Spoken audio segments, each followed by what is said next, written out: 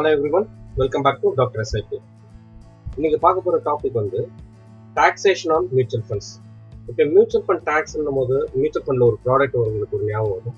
ELSS equity link saving scheme under section 80C வந்து up to 1,50,000 வந்து tax benefit இருக்கு. But அதில் வந்து நம்ம இன்வெஸ்ட் பண்ற அமௌண்ட் வந்து 3 years லாக்இன்ல இருக்கும். எது பெஸ்ட் ELSS ஸ்கீம்ன்றது ஒரு வீடியோ ஒன்று போட்டுருக்கோம், நீங்கள் வீடியோ செக்ஷனுக்கு போய் செக் அவுட் பண்ணிக்கங்க. இப்போ இந்த ELSS ஸ்கீமை தவிர மற்ற மியூச்சுவல் ஃபண்ட் ஸ்கீம்ஸ்லாம் எப்படி டாக்ஸேஷன் பண்ணுறாங்க அப்படின்றத இந்த வீடியோவில் பார்ப்போம். மியூச்சுவல் ஃபண்ட்ஸ் பார்த்தீங்கன்னா பேசிக்காக 2 டைப்புங்க, equity funds, non equity funds. Equity ஃபண்ட்ஸ்னா ஒரு பர்டிகுலர் ஸ்கீம் வந்து 65% மேலே ஈக்விட்டியில் இன்வெஸ்ட்மெண்ட் பண்ணியிருந்தாங்கன்னா அது ஈக்விட்டி ஃபண்ட்ஸ். மற்ற ஃபண்ட்ஸ்லாம் நான் ஈக்விட்டி ஃபண்ட்ஸ். ஸோ டெட் ஃபண்ட்ஸ்லாம் வந்து நான் ஈக்விட்டி ஃபண்ட்ஸ். ஸோ இந்த ரெண்டுத்துக்கும் ஈக்விட்டிக்கும் நான் ஈக்விட்டிக்கும் டிஃப்ரெண்ட் டைப் ஆஃப் டாக்ஸேஷன் வரும். இப்போ இதில் வந்து ஒரு பாயிண்ட் ஒன்று நோட் பண்ணணும். மியூச்சுவல் ஃபண்ட்ஸில் இன்வெஸ்ட்மெண்ட் பண்ணிட்டு நம்ம ப்ராஃபிட் கிடைக்குது இல்லைங்களா, அதுக்கு எல்லாத்துக்குமே நம்ம டேக்ஸ் கட்ட வேண்டியதில்லை. நீங்கள் ரிடீம் பண்ணீங்கன்னா தான், ரியலைஸ் பண்ணீங்கன்னா தான் அதுக்கு நீங்கள் டேக்ஸ் பே பண்ணணும். வேறஸ் நீங்கள் வந்து எஃப்டியில் ஒரு பேங்க் எஃப்டியில் இன்வெஸ்ட்மெண்ட் பண்ணியிருக்கீங்கன்னா அந்த பர்டிகுலர் இயரில் அந்த எஃப்டியில் வந்த இன்ட்ரெஸ்ட் ரேட்டுக்கு நீங்கள் வந்து டேக்ஸ் பே பண்ணிடுவீங்க.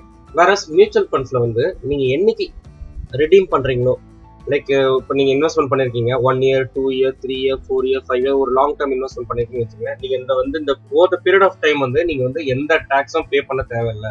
ஸோ அதான் வந்து biggest advantage of mutual funds.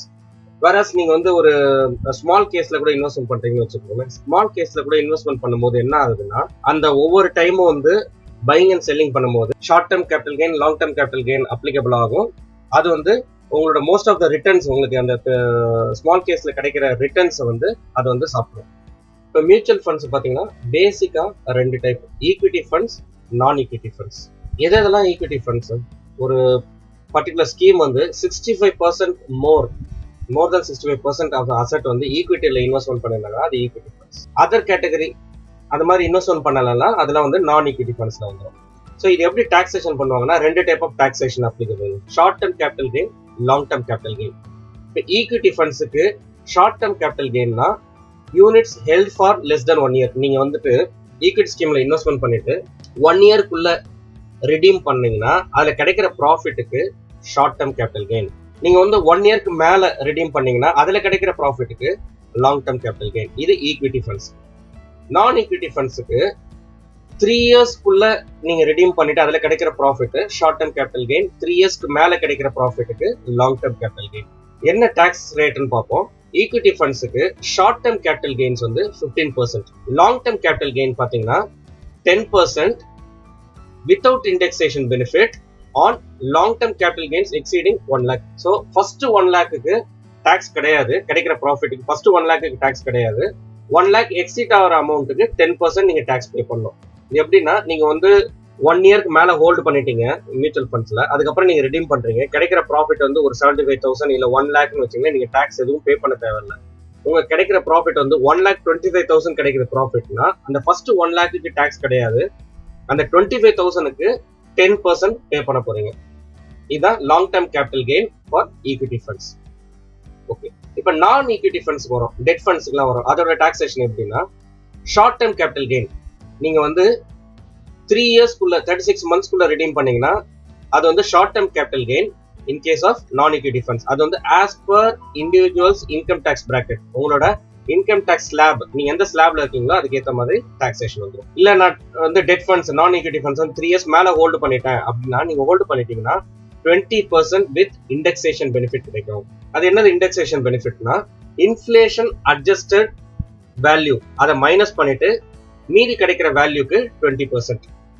இது எப்படி புரிஞ்சுக்கிறதுனா நீங்க வந்து பேங்க்ல நீங்க எஃப்டில போட்டிருக்கீங்க, எஃப்டியோட இன்ட்ரெஸ்ட் ரேட் வந்து 7%ன்னு ஒரு எக்ஸாம்பிள் அசியூம் பண்ணிப்போம்.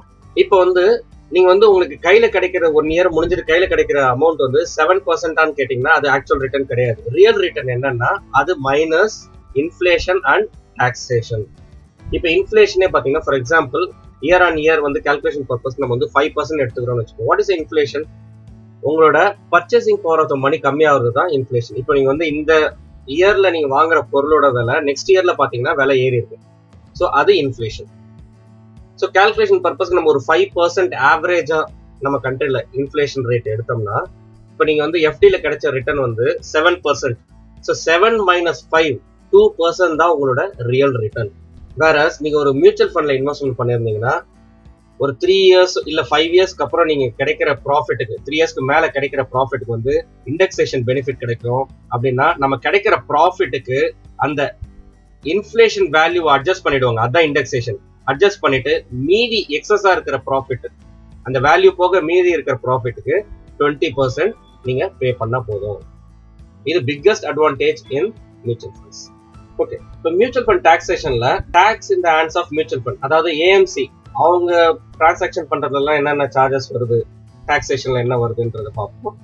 இன்னொன்று வந்து tax in the hands of unit holder, அதாவது investors in the hands of இன்வெஸ்டர்ஸ்க்கு வந்து என்னென்னலாம் டாக்ஸ் வருதுன்றத பார்ப்போம். First, tax in the hands of mutual fund.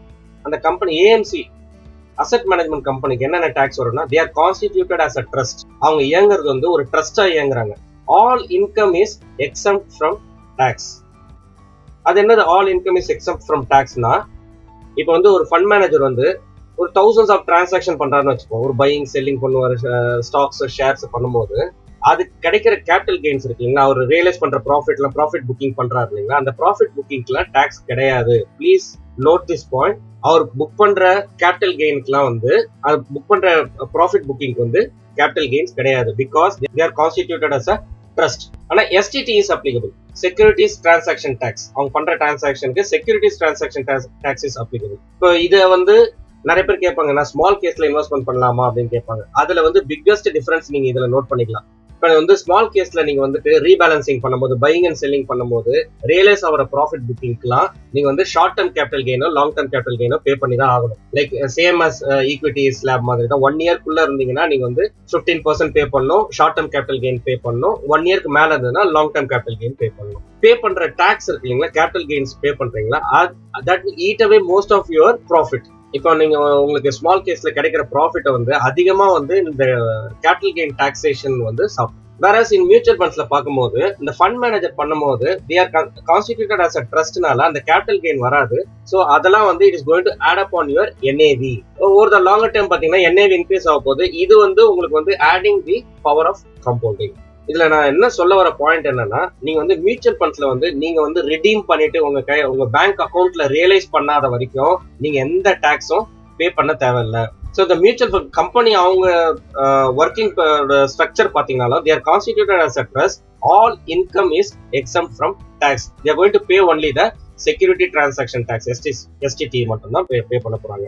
இப்போ நம்ம வந்து tax in the hands of unit holder என்னன்னு பார்ப்போம். இப்போ வந்து ஒரு மியூச்சுவல் ஃபண்ட் ஸ்கீம் பார்த்தீங்கன்னா டிஃபரெண்ட் டைப்ஸ் ஆஃப் ஸ்கீம்ஸ், அதுக்கு ஏற்ற மாதிரி தான் நம்ம டாக்ஸ் பே பண்ண போறோம். நம்ம ஏற்கனவே பார்த்தோம், ஈக்விட்டி ஓரியன்டட் ஸ்கீம் இல்ல வந்து நான் ஈக்விட்டி ஓரியன்டட் ஸ்கீம். இப்போ இன்ஃப்ரா டைப் ஸ்கீம்ஸ்லாம் பார்த்தீங்கன்னா டெட் ஃபண்ட்ஸ் தான் நான் ஈக்விட்டி ஓரியன்டட் ஸ்கீம் தான் வரும். இப்போ இன்கம் டாக்ஸ் ஆக்ட் என்ன சொல்லுதுன்னா, ஒரு எதை வந்து ஈக்விட்டி ஸ்கீமா கன்சிடர் பண்ணுவோம்னா, அந்த பர்டிகுலர் ஸ்கீம் வந்து ஒரு 65% ஆஃப் த அசெட் வந்து ஈக்விட்டிஸ்ல இன்வெஸ்ட்மெண்ட் பண்ணியிருந்தாங்கன்னா அது வந்து ஈக்விட்டி டாக்ஸேஷன்ல வரும். ஆனா இதுல முக்கியமான point to be noted, as per income tax act பாத்தீங்கன்னா டொமஸ்டிக் கம்பெனிஸ்ல இன்வெஸ்ட்மெண்ட் பண்ணிருக்கணும். ஆனா செபி கேட்டகரைசேஷன் படி நீங்க இன்டர்நேஷனலா இருந்தாலும் சரி இல்ல டொமஸ்டிக்கா இருந்தாலும் சரி, ஈக்விட்டிஸ்ல 65% மேல இருந்ததுன்னா அசெட்ஸ், அது வந்து ஈக்விட்டி ஸ்கீம்ஸ்க்கு வந்துடும். But as per income tax slab act பாத்தீங்கன்னா 65% ஆஃப் த அசெட்ஸ் வந்து டொமஸ்டிக் கம்பெனிஸ்ல இன்வெஸ்ட்மெண்ட் பண்ணியிருந்தாங்கன்னா அது வந்து ஈக்விட்டி டாக்ஸ் ஸ்லாப்ல வரும். மற்றது எல்லாமே வந்து டெட் டாக்ஸேஷன்ல வந்துடும். Non equity oriented taxation or debt டாக்ஸேஷன்ல வந்துடும். இப்போ நம்ம டாக்ஸ் இந்த ஹேண்ட்ஸ் ஆஃப் யூனிட் ஹோல்டர் என்னென்னு பார்ப்போம்னா, டாக்ஸ் வந்து எந்தெந்த இதுல வரும்னா, இப்போ வந்து யூனிட் இன்வெஸ்டர்ஸ் வந்து டிவிடெண்டா வாங்குவாங்க. ஸோ டிவிடெண்ட் இன்கம்க்கு என்ன டாக்ஸ். செகண்ட் வந்து கேபிட்டல் கெயின்ஸ். ஸோ நம்ம ரிடீம் பண்ணிட்டாங்க, அந்த பணத்தை ரியலைஸ் பண்ணிட்டாங்க, நம்மளோட அக்கௌண்ட்டுக்கு நம்மளோட பேங்க் அக்கௌண்ட்டுக்கு வந்துச்சுன்னா அதுக்கு என்ன பே பண்ணுவாங்க, கேபிட்டல் கெயின். அதுல 2 டைப் பார்த்தோம், short term capital gain, long term capital gain. அது தவிர செக்யூரிட்டி டிரான்சாக்ஷன் டாக்ஸ், இது ஆல்ரெடி நம்ம பார்த்தாச்சு. ஸோ நம்ம ஃபர்ஸ்ட் டிவிடெண்ட் இன்கம் பார்ப்போம். டிவிடெண்ட் இன்கம்னா முன்னாடி டிடிடின்னு இருந்தது, dividend distribution tax, around 25% pay பண்ற மாதிரி வரும் ஃபிளாட்டா. ஆனா after the finance act 2020 March 2020யோட அது முடிஞ்சிருச்சு.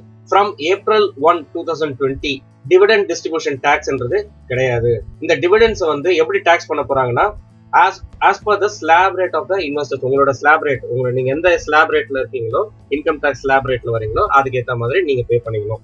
One more important point to be noted here is dividend நீங்க பே பண்றீங்களா டிடிஎஸ் அப்ளிகபிள். இது எப்படி புரிஞ்சுக்கலாம்னா டிடிடி வந்து டிவிடெண்ட் டிஸ்ட்ரிபியூஷன் டாக்ஸ்ன்றது கிடையாது. April 1, 2020 இருந்து நீங்க கிடைக்கிற டிவிடெண்ட்ஸ் இருக்கு இல்லைங்களா, அதுக்கு வந்து டிடிஎஸ் பிடிப்பாங்க. டிடிஎஸ் எப்படின்னா 5,000க்கு எக்ஸீட் ஆகிறதுக்கு எல்லாத்துக்கும் 7.5% டிடிஎஸ் கொடுப்பாங்க. So TDS even is applicable for dividend pay out, dividend reinvestment and dividend transfer plan. So நார்மலா இன்வெஸ்டர்ஸ்க்கு ஒரு டவுட் வரும், டிவிடெண்ட் போலாமா growth போலாமான்னு கேட்பாங்க. என்னோட அட்வைஸ், என்னோட ஒப்பீனியன் என்னன்னா, டாக்ஸ் கன்வீனியன்ஸ், டாக்ஸ் பெனிஃபிட் பாத்தீங்கன்னா compared to dividend growth is best. இப்போ growthல வந்து பாத்தீங்கன்னா நீங்க வந்து growth ஆப்ஷனை சூஸ் பண்ணிட்டு நீங்க வந்து எஸ்டபிள்யூபி போட்டுக்கலாம். உங்களுக்கு தேவையான அமௌண்ட் எவ்வளவு தேவையோ. டிவிடெண்ட் வந்து it is not going to be regular income. நீங்க எவ்வளவு கிடைக்கணும், அவங்க எவ்வளவு கம்பெனி டிக்ளேர் பண்றாங்களோ, பர்டிகுலர் ஸ்கீம் டிக்ளேர் பண்றாங்களோ அவ்வளவுதான் உங்களுக்கு டிவிடெண்ட் கிடைக்கும். It's not a regular income. வேற நீங்க வந்து மியூச்சுவல் ஃபண்ட்ல growth ஆப்ஷன் போயிட்டு அதுல வந்து எஸ்டபிள்யூபி போட்டீங்கன்னா, சிஸ்டமேட்டிக் வித்ட்ராவல் போட்டீங்கன்னா, நீங்க உங்களுக்கு எவ்வளவு பணம் தேவைன்றதை நீங்க டிசைட் பண்ணிட்டு நீங்க வித்ட்ரா பண்ணிக்கலாம்.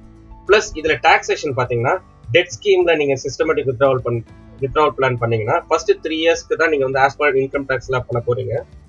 After that once you cross the 3 years holding period இந்த டெட் ஸ்கீம்ஸ்னா அதுக்கப்புறம் வந்து உங்களுக்கு வந்து 20% வித் இண்டெக்ஸேஷன் பெனிஃபிட் கிடைக்க போகுது. தேர்ட் பாயிண்ட் வந்து capital gains are not subject to TDS for domestic investors. இது வந்து டொமஸ்டிக் இன்வெஸ்டர்ஸ்க்கு வந்து கேபிட்டல் கெயின்ஸ் வந்து டிடிஎஸ் கிடையாது, நம்ம சொன்ன கேபிட்டல் கெயின்ஸ்க்கு. ஆனா என்ஆர்ஐஸ் வந்து இன்வெஸ்ட்மெண்ட் பண்ணிருக்காங்கன்னா அவங்களுக்கு கேபிட்டல் கெயின்ஸ்க்கு டிடிஎஸ் வரும். ஷார்ட் டேர்ம் கேபிட்டல் கெயின் எஸ்டிசிஜிக்கு வந்து 30%, LTCG லாங் டேர்ம் கேபிட்டல் கெயினுக்கு 20% இருக்கு. Okay, to summarise, 2 types of capital gains. Capital கெயின்ஸ்ல பாத்தீங்கன்னா ஈக்விட்டி ஓரியன்டட் ஃபண்ட்ஸ். அந்த யூனிட் வந்து நீங்க வந்து 12 மந்த்ஸ்க்கு மேல ஹோல்டு பண்ணிருக்கீங்க, நீங்க ஒரு ஸ்கீம்ல இன்வெஸ்ட்மெண்ட் பண்ணிட்டு அது 12 மந்த்ஸ்க்கு மேல ஈக்விட்டில இருந்ததுன்னா அது வந்து லாங் டேர்ம் கேபிட்டல் கெயின்ஸ். 12 மந்த்ஸ்க்கு 1 இயர்க்கு லெஸ் தென் 1 இயர்னா அது ஷார்ட் டேர்ம் கேபிட்டல் கெயின். இதே நான் ஈக்விட்டி ஃபண்ட்ஸுக்கு மோர் தென் 36 மந்த் 3 இயர்ஸ்க்கு மேல இருந்ததுன்னா அது லாங் டேர்ம் கேபிட்டல் கெயின்ஸ். 3 இயர்ஸ்க்கு முன்னாடி நீங்க ரியலைஸ் பண்ணி ப்ராஃபிட் புக்கிங் பண்ணீங்கன்னா அது short term capital gains. Mutual ஃபண்ட்ஸ்ல equity funds short term capital gains 15%. அதாவது நம்ம இன்வெஸ்ட்மெண்ட் பண்ண ஈக்விட்டி ஃபண்ட்ல இருந்து 1 இயர்க்குள்ள நம்ம வந்து ரிடீம் பண்ணிட்டோம்னா அதுல கிடைக்கிற ப்ராஃபிட்டுக்கு 15% பே பண்ணணும். 1 இயர்க்கு மேல நம்ம ரிடீம் பண்ணோம்னா ஃபர்ஸ்ட் 1 லேக்குக்கு எந்த டாக்ஸும் பே பண்ண தேவையில்ல. எக்ஸீடிங் 1 லேக்குக்கு 10% பே பண்ணணும். இது long term capital gain in case of equity funds. Non equity ஃபண்ட்ஸுக்கு short term capital gain within 3 years நம்ம ரிடீம் பண்ணி ப்ராஃபிட் புக் பண்ணோம்னா அது வந்து as per income individuals income tax பிராக்கெட்ல வந்துடும். ஆஸ் பர் இன்கம் டாக்ஸ்ல 3 இயர்ஸ்க்கு மேல நம்ம ரிடீம் பண்ற ப்ராஃபிட்டுக்கு வந்து 20% வித் இண்டெக்ஸேஷன். இந்த வீடியோட எண்டுக்கு வந்துட்டோம். இந்த வீடியோவை பத்தி உங்களுக்கு ஏதாவது கமெண்ட்ஸ் இருந்தா நீங்க கமெண்ட் செக்ஷன்ல போடலாம். இந்த வீடியோ பிடிச்சிருந்ததுன்னா லைக் பண்ணுங்க, ஃப்ரெண்ட்ஸ் அண்ட் ஃபேமிலி கூட ஷேர் பண்ணுங்க. உங்களுக்கு இந்த மியூச்சுவல் ஃபண்ட்ஸ் இன்வெஸ்ட்மெண்ட்ல உங்களுக்கு ஹேண்ட் ஹோல்டிங் தேவைப்படுது, உங்களுக்கு ஒரு கைடன்ஸ் தேவைப்படுது, நீங்க தயங்காம எங்களை கான்டாக்ட் பண்ணலாம். நாங்க வந்து SEBI registered mutual fund distributor. நம்ம சேனலுக்கு இது வரைக்கும் சப்ஸ்கிரைப் பண்ணலன்னா சப்ஸ்கிரைப் பண்ணிக்கோங்க. தேங்க்யூ ஃபார் வாட்சிங். Happy investing.